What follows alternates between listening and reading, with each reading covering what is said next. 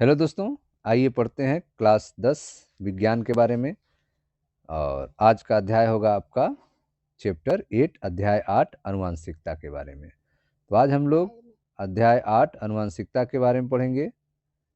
आप पढ़ रहे हैं क्लास 10 साइंस के बारे में, एनसीईआरटी। तो आइए स्टार्ट करते हैं इसके इंट्रोडक्शन के बारे में। हमने देखा कि जनन प्रक्रम के द्वारा नए जीव उत्पन्न होते हैं। ठीक है, आप जानते हैं कि जो भी नए जीव उत्पन्न होते हैं, नई व्यष्टि बनती है, नया पॉपुलेशन उत्पन्न होता है, वह जनन प्रोसेस के द्वारा ही उत्पन्न होता है। और यह जो नए पॉपुलेशन तैयार होते हैं, नए जीव उत्पन्न होते हैं, जो जनक के समान होते हुए भी कुछ भिन्न होते हैं। ठीक है, तो नई संतान जो पैदा हुई है, नई जनक पैदा हुए हैं, तो वह जो नए व्यष्टि हैं, नए जीव हैं, वे जनक के समान तो होते हुए हैं, लेकिन उनमें थोड़ी सी, ठीक है, भिन्नता होती है। ठीक, तो हमने देखा कि जनन प्रक्रम के द्वारा, रिप्रोडक्टिव सिस्टम के द्वारा नए जीव उत्पन्न होते हैं, नए व्यष्टि उत्पन्न होते हैं, जो जनक के समान होते हुए भी कुछ भिन्न होते हैं। ठीक है, वो अपने पेरेंट के समान होते हुए होते हैं, लेकिन उनमें कुछ अंतर होता है। ठीक, अब प्रश्न है कि यह कैसे होता है, उनमें डिसिमिलरिटी कैसे आती है। तो अगर लैंगिक प्रजनन हो रहा है तो उनमें अंतर आएगा, लेकिन अलैंगिक जनन में भी कुछ विभिन्नताएं उत्पन्न हो सकती हैं। देखें ध्यान से, हमने यह चर्चा की है कि अलैंगिक जनन में भी कुछ विभिन्नताएं कैसे उत्पन्न होती हैं। इसके बारे में आपको डिस्कशन किया गया है कि अलैंगिक जनन में भी कुछ विभिन्नताएं, कुछ डिसिमिलरिटी उत्पन्न हो जाती है। अधिकतर संख्या में जो सफल विभिन्नताएं होती हैं, वह लैंगिक प्रजनन द्वारा ही प्राप्त होती हैं। ठीक है, अधिकतम विभिन्नताएं किसकी वजह से होती हैं? लैंगिक प्रजनन की वजह से होती हैं। लेकिन अलैंगिक जनन में भी कुछ विभिन्नताएं उत्पन्न होती हैं। ठीक है, तो अधिकतर संख्या में सफल विभिन्नताएं लैंगिक प्रजनन द्वारा ही प्राप्त होती हैं। यदि हम गन्ने के खेत का अवलोकन करें तो हमें व्यक्तिगत पौधों में बहुत कम विभिन्नताएं दिखाई पड़ती हैं। ठीक है, अगर आप गन्ने के खेत में चले जाएं तो आप पौधों को देखें तो उनमें जो विभिन्नताएं हैं, जो डिसिमिलरिटी है, वो बहुत कम दिखाई देंगी। विभिन्नता जो है कभी कम दिखाई देंगी। तो यदि हम गन्ने के खेत का अवलोकन करें तो हमें व्यक्तिगत पौधों में बहुत कम विभिन्नताएं दिखाई पड़ती हैं। मनुष्य की बात करते हैं। मानव और अधिकतर जंतु, ठीक है, मानव और अधिकतर जंतु जो लैंगिक जनन करते हैं, ठीक है, मानव और अधिकतर जंतु जो लैंगिक जनन द्वारा उत्पन्न होते हैं, इनमें व्यक्तिगत स्तर पर अनेक विभिन्नताएं परिलक्षित होती हैं। ठीक है, तो मनुष्य की बात की जाए और अधिकतर जंतुओं की बात की जाए, और ऐसे जंतुओं की जो लैंगिक जनन करते हैं, जो लैंगिक जनन के द्वारा उत्पन्न होते हैं, उनमें व्यक्तिगत स्तर पर अनेक भिन्नताएं दिखाई देती हैं, अनेक भिन्नताएं परिलक्षित होती हैं। ठीक है, तो हम इस अध्याय में उन क्रियाविधियों का अध्ययन करेंगे जिनके कारण विभिन्नताएं उत्पन्न और वंशागत होती हैं। ठीक है, तो इस चैप्टर में हम लोग पढ़ेंगे कि विभिन्नताएं के उत्पन्न होने का कारण क्या है, और यह विभिन्नताएं जो हैं एक पीढ़ी से दूसरी पीढ़ी में कैसे जाती हैं, वंशागत कैसे होती हैं। ठीक है, तो मानव और अधिकतर जंतु जो कि लैंगिक जनन द्वारा उत्पन्न होते हैं, इनमें व्यक्तिगत स्तर पर अनेक विभिन्नताएं दिखाई देती हैं, परिलक्षित होती हैं। इस चैप्टर में हम उन क्रियाविधियों का अध्ययन करेंगे जिसके कारण विभिन्नताएं उत्पन्न होती हैं और वंशागत होती हैं। ठीक है, आप पढ़ रहे हैं कक्षा 10 विज्ञान के बारे में, अध्याय 8 है आनुवंशिकता। इसमें हमने आपको इंट्रोडक्शन बता रहे हैं। आइए अब स्टार्ट करते हैं इसकी पहली हेडिंग। पहली हेडिंग है आपकी जनन के दौरान विभिन्नताओं का संचयन। ठीक है, तो चैप्टर 8 की पहली हेडिंग शुरुआत करते हैं, जो है जनन के दौरान विभिन्नताओं का संचयन। चलिए स्टार्ट करते हैं। देखें ध्यान से, पूर्ववर्ती पीढ़ी से, पहले की पीढ़ी से पूर्ववर्ती पीढ़ी से वंशागत संतत को, ठीक है, जो पहले की पीढ़ी है उनसे संतान को, पूर्ववर्ती पीढ़ी से वंशागत संतत को एक आधारिक शारीरिक अभिकल्प और कुछ विभिन्नताएं प्राप्त होती हैं। ठीक है, तो आप देख रहे हैं कि यहाँ पे जो संतान है, ठीक है, जो संतान है उससे, उसके बाबा से, माता पिता से कुछ शारीरिक अभिकल्प अर्थात डिजाइन प्राप्त होती है। ठीक है, तो पूर्ववर्ती पीढ़ी से वंशागति संतति को, संतान को, ठीक है, पिछले पीढ़ी के जैसे बाबा को, माता पिता को जो भी डिजाइन है शरीर की, पूर्ववर्ती पीढ़ी से वंशागति संतत को एक आधारिक शारीरिक अभिकल्प, ठीक है, एक आधारिक शारीरिक अभिकल्प अर्थात डिजाइन, बॉडी शेप और कुछ विभिन्नताएं प्राप्त होती हैं, कुछ डिसिमिलरिटी भी प्राप्त होती हैं। एकदम 100% पूर्ववर्ती पीढ़ी के ही लक्षण नहीं प्राप्त होते हैं, कुछ विभिन्नताएं भी प्राप्त होती हैं। अब जरा सोचिए कि इस नई पीढ़ी के जनन का क्या परिणाम होगा। ठीक है, जो नई पीढ़ी उत्पन्न हो रही है इसके जनन का क्या परिणाम होगा। दूसरी पीढ़ी में पहली पीढ़ी से आने वाली विभिन्नताओं और कुछ विभिन्नताएं उत्पन्न होंगी। ठीक है, जो दूसरी पीढ़ी है उसमें पहली पीढ़ी से आने वाली कुछ विभिन्नताएं और कुछ नई विभिन्नताएं उत्पन्न होंगी। ठीक है, तो आप देख रहे हैं कि जो नई पीढ़ी होगी जनन का क्या परिणाम होगा। तो जो नई पीढ़ी होगी उसमें पिछली पीढ़ी से कुछ विभिन्नताएं मिलेंगी और कुछ नई विभिन्नताएं, ठीक है, उत्पन्न होंगी। ठीक, तो दूसरी पीढ़ी में पहली पीढ़ी से आहरित आने वाली विभिन्नताएं और कुछ नई विभिन्नताएं उत्पन्न होंगी। ठीक है, अब एक फिगर के माध्यम से देखें, यह आपका चित्र 8.1 है जिसमें आप देख रहे हैं कि यहाँ पर उत्तरोत्तर जो है पीढ़ियों का क्रम चल रहा है। जैसे यह आपका पेरेंट पीढ़ी है, ठीक है, और यह संतत पीढ़ी है। इसमें दो संतत पीढ़ी आप देख रहे हैं। यह इसमें असमानताएं उत्पन्न हुई लेकिन बहुत कम, विभिन्नताएं उत्पन्न हुई लेकिन बहुत कम। विभिन्नताएं देखें यहाँ पे उत्पन्न हो रही है और यहाँ पे उत्पन्न हो रही है। ठीक, यह दूसरी पीढ़ी है, पहली पीढ़ी, अब यह दूसरी पीढ़ी आ गई। दूसरी पीढ़ी में आप देख रहे हैं विभिन्नताएं और भी उत्पन्न हो रही हैं, यहाँ पे, यहाँ पे, यहाँ पे, इसमें भी आप देख रहे हैं विभिन्नताएं उत्पन्न हो रही हैं। तो जैसे जैसे पीढ़ियाँ, ये फर्स्ट जनरेशन है या सेकेंड जनरेशन है, ठीक है, ये आपका पेरेंट है। तो जैसे जैसे पीढ़ियाँ आगे बढ़ रही हैं उनके संतत में विभिन्नताएं दिखाई दे रही हैं लेकिन कम। उत्तरोत्तर पीढ़ियों में, ठीक है, देखिए ध्यान से, उत्तरोत्तर पीढ़ियों में विविधता की उत्पत्ति, फिगर में आप दिख रहे हैं कि उत्तरोत्तर पीढ़ियों में विविधता की क्या हो रही है, उत्पत्ति हो रही है। जो शीर्ष पर दर्शाए गए पहली पीढ़ी के जीव, ठीक है, यह शीर्ष पर सबसे ऊपर आप देख रहे हैं, यह पेरेंट है, पहली पीढ़ी का जीव है, इससे दो संतानें उत्पन्न हो रहे हैं। ठीक है, तो शीर्ष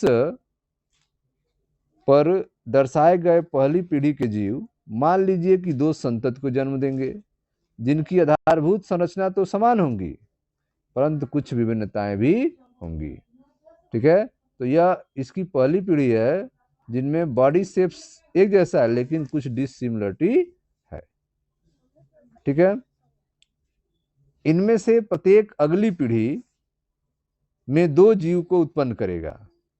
ठीक है, तो प्रत्येक जो है अगली पीढ़ी में कितना जीव उत्पन्न करेगा, दो जीव उत्पन्न करेगा। देखें ध्यान से, यह इसका अगली पीढ़ी है जिसमें यह दो जीव उत्पन्न कर रहा है, यह भी अपना दो जीव उत्पन्न कर रहा है और उसमें विभिन्नताएं बढ़ रही हैं। यहाँ विभिन्नताएं हैं, यहाँ विभिन्नताएं, यहाँ विभिन्नताएं। इस वाले में भी आप देख रहे हैं विभिन्नताएं 3 जगह हैं। ठीक, तो आप देख रहे हैं कि एक पीढ़ी से स्टार्ट होके तीसरे पीढ़ी तक पहुंचा है और विविधताएं बढ़ रही हैं। ठीक, तो उत्तरोत्तर पीढ़ियों में विविधता की उत्पत्ति होती है।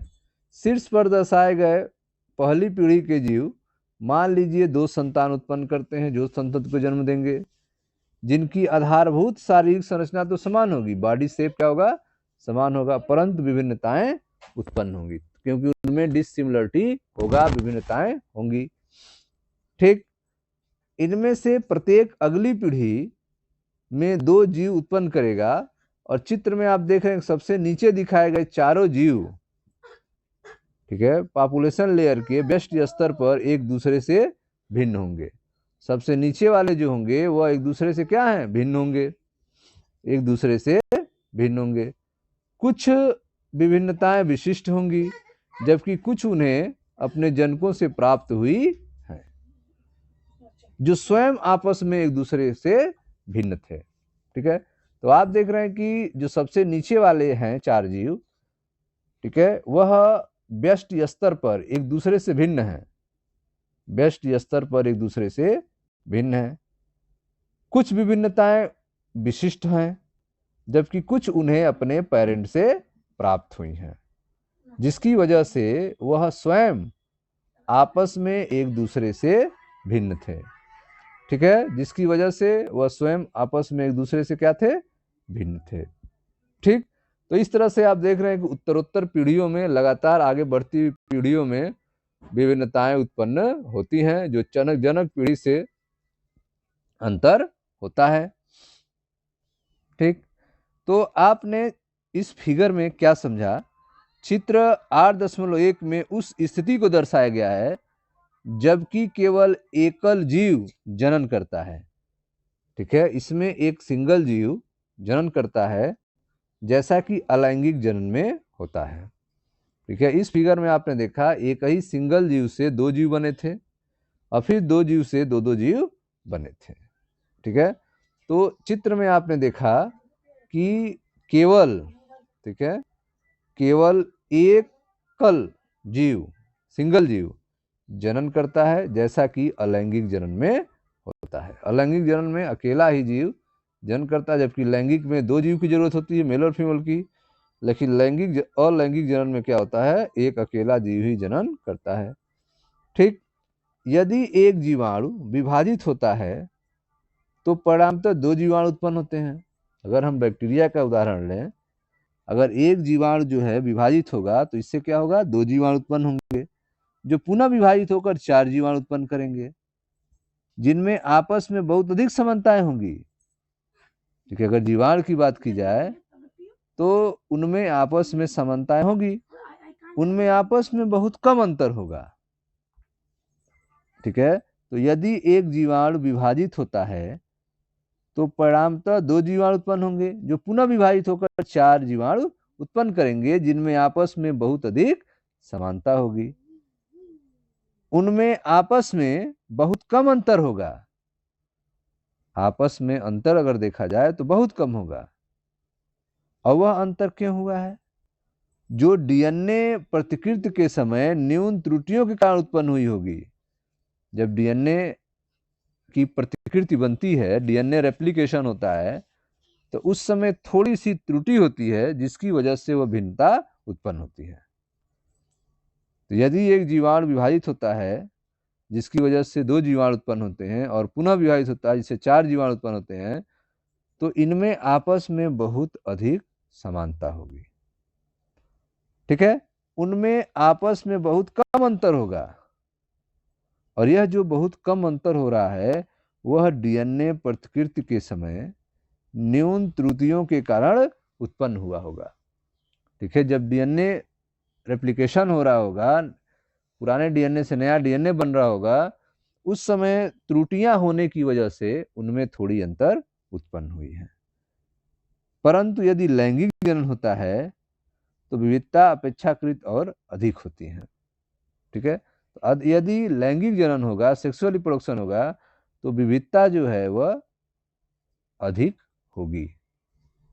और लैंगिक जनन की तुलना में लैंगिक जनन में विविधता क्या होगी, अपेक्षाकृत अधिक होती है।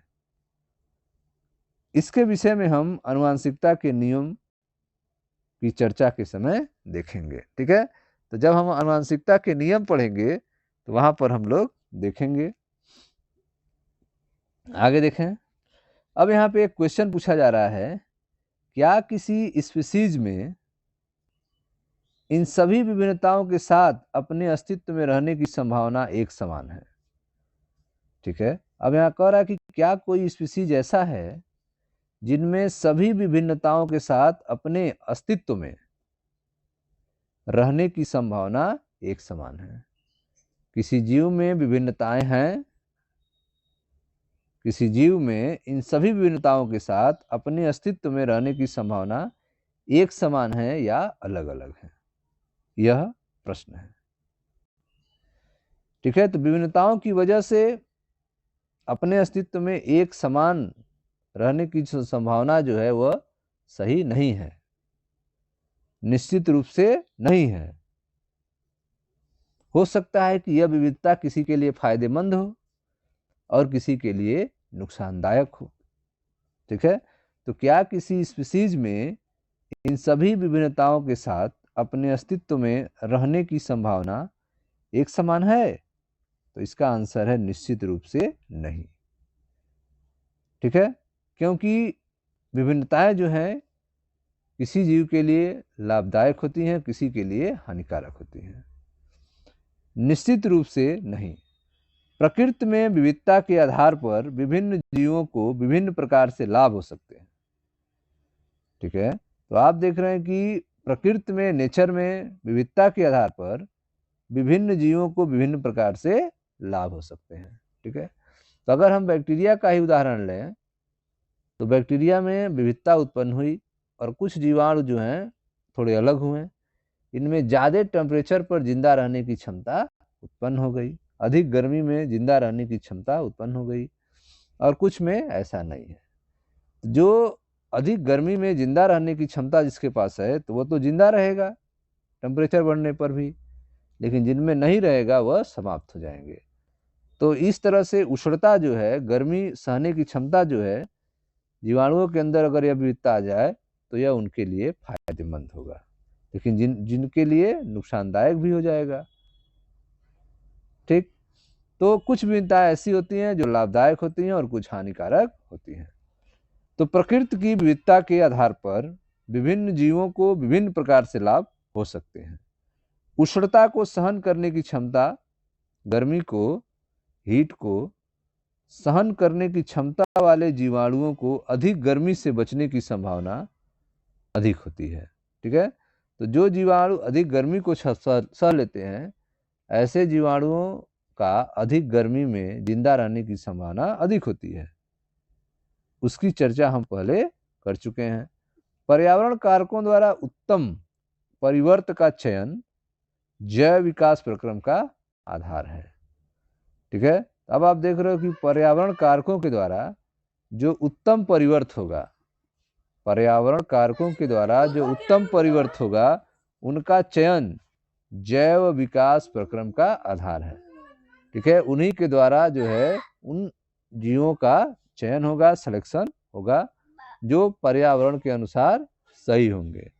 तो पर्यावरण कारकों द्वारा उत्तम परिवर्त का चयन जैव विकास प्रक्रम का आधार बनता है, और इसकी चर्चा जो है हम आगे करेंगे। ठीक है स्टूडेंट्स, ये थे आपकी पहली हेडिंग, जनन के दौरान विभिन्नताओं के संचयन के बारे में। मिलते हैं नेक्स्ट वीडियो में, जहाँ पर हम लोग आनुवंशिकता के बारे में पढ़ेंगे। Thank you.